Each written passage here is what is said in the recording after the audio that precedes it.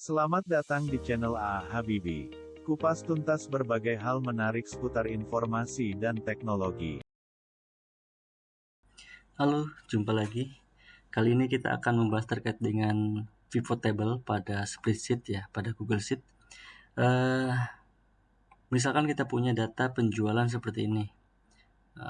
Ini ada kolom tanggal, kota, manajer. Ini misalkan kita punya sebuah toko ya, atau punya sebuah toserba gitu. Kemudian itemnya apa, itu barang yang dijual, jumlahnya berapa, harganya per item berapa, kemudian totalnya berapa. Nah, kita akan mencoba membuat pivot table dari data ini. Caranya kita masuk ke menu data. Di sini ada menu pivot table. Oke. Nah, ketika kita sudah memilih, ini kan kita tadi selection ya dari A1 sampai G1 ini otomatis akan terisi. Tapi jika kita tidak memilih range cell-nya, maka yang terjadi kita harus mengisi dulu dari mana sampai kemana nih. Oke, misalkan kita bisa tulis atau bisa kita langsung selection. Klik OK. Nah, pilihan ada dua. Pivot table ini akan disimpan di sheet existing atau di new sheet. Kalau kita pilih new sheet berarti kita akan muncul sheet baru di sini. Jika kita memilih existing sheet, nah kita akan diminta di sel mana pivot table itu dibuat. Misalkan kita akan buat di sel I1 ya. I1 misalkan kita simpan. Nah, maka akan ada pivot table yang terbentuk di sana. Nah, ini pivot table-nya, ini editornya. Ini biasanya sudah ada suggestion ya. Suggestion misalkan kita akan menghitung average dari setiap yang dijual, setiap item atau setiap kota atau setiap manager. Ini mungkin bisa kita coba. Nah, ini seperti ini kalau misalkan kita pakai bahwa untuk average dari setiap item yang dijual seperti ini. Kita ulangi misalkan, atau jumlah harga seharusnya nggak relevan. Kita mungkin akan mengisi kolom kemudian row-nya yang relevan dengan data yang kita pengen tampilkan. Misalkan kita pengen melihat dari kolom ini, dari baris ini adalah kinerja dari para manajer yang ada di toserba itu. Misalkan kita tambahkan adalah manajer. Nah, ini keluarlah ketiga manajer dari ketiga kota tersebut. Atau bisa juga sebetulnya kita tambahkan diganti misalkan kota gitu. Keluarlah Bogor, Bekasi, Bogor, Jakarta. Oke. Nah, di dalam misalkan kita sudah membuat satu pilihan ya, kolom untuk manajer. Kita juga bisa menambahkan sebetulnya.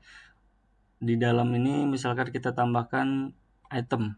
Nah, jadi apa aja yang sudah dijual oleh tiap manajer, itemnya apa, ini akan bisa ditampilkan seperti ini. Nah, terlihat bahwa Anda tidak pernah menjual seragam ya, tidak pernah menjual seragam. Itu terlihat seperti itu. Atau di sini mungkin saya akan menampilkan satu saja manajer, yang item kita hapus saja. Nah, kemudian untuk kolom apa yang kita mau isi. Misalkan kita akan melihat di setiap manajer ini item yang dijual. Nah, terlihat itemnya ada buku, sepatu, seragam, tas, kemudian ada grade total. Oh ya, di sini total bisa kita opsional ya, bisa kita hilangkan atau bisa kita tetap. Misalkan kita hilangkan, maka grade totalnya hilang. Kita pengen ada di samping saja misalkan. Atau kita bisa dihilangkan yang samping juga. Oke, kita biarin apa adanya dulu. Nah, sekarang kita mengisi value-nya. Apa yang di tengah ini, apa yang kita akan tampilkan.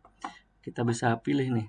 Kalau dari seragam yang relevan dengan data ini kemungkinan adalah jumlah. Kalau ini kan harga persatuan ya, dan total. Coba kita tambahkan ya, values dari jumlah. Nah, dapat terlihat bahwa Andra menjual buku, menjual sepatu, sejumlah ini. Total item yang dijual adalah 115. Oke. Atau kita pengen average. Di sini bisa kita ubah. Ada ini sum itu berarti summary atau perjumlahan, atau average kita bisa lihat rata-ratanya Anda menjual sebanyak ini. Atau kita biarkan sum ya. Atau misalkan kita pengen menampilkan juga totalnya. Nah, maka akan muncul seperti ini. Anda menjual buku dengan jumlah unitnya 25 dengan total 1.250.000. Gitu ya. Nah, ini dari data ini kita bisa menampilkan sebuah tabel dashboard atau tabel yang lumayan bisa lebih mudah, ringkas, dan enak dibaca ya. Seperti ini. Nah, selain itu ada satu lagi yang namanya filter. Nah, ini kan tadi kita menampilkan semuanya, kita bisa membuat filter juga. Kita buat misalkan di sini ada filter tanggal atau kota. Ini yang relevan ya. Kalau misalkan kita pengen lihat yang ada di tanggal, misalkan ya tanggal. Ini kan ada penjualannya tanggal 2, tanggal 3 nih. Kita pengen lihat filter aja yang tanggal 2, penjualannya bagaimana kah? Nah, inilah penjualan di tanggal 2. Kita pengen lihat penjualan di tanggal 3. Inilah penjualan di tanggal 3. Nah, inilah cara singkat membuat pivot table ya dari tabel yang ini data transaksi, kemudian kita buat dashboard menggunakan pivot table dari spreadsheet. Oke, sangat mudah sekali bukan ya? Mudah-mudahan bermanfaat. Terima kasih. Terima kasih. Semoga bermanfaat.